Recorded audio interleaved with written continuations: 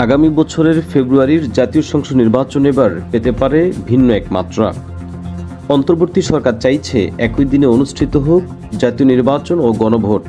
গণভোটের উদ্দেশ্য জুলাই জাতীয় সনদের বাস্তবায়নের ম্যান্ডেট গ্রহণ করা।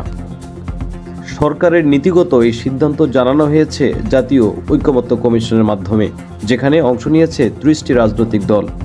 বেশিরভাগ দলই এই পদক্ষেপকে দেখছে ইতিবাচকভাবে, বিশেষ করে বিএনপি, বাংলাদেশ জামায়াত ইসলামী এবং জাতীয় নাগরিক পার্টি বা এনসিপি দিয়েছে সবুজ সংকেত।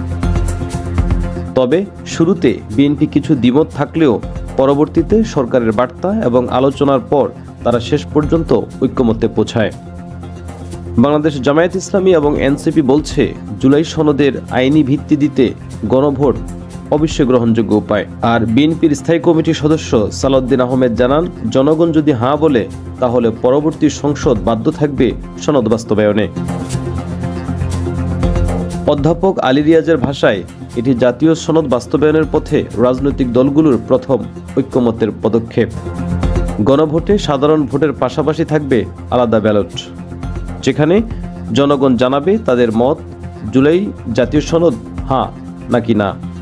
বিশ্লেষকরা বলছেন, শেষ পর্যন্ত এই গণভোটের রায় নির্ধারণ করবে বাংলাদেশের রাজনৈতিক ভবিষ্যৎ নতুন অধ্যায়ে প্রবেশ করবে কিনা।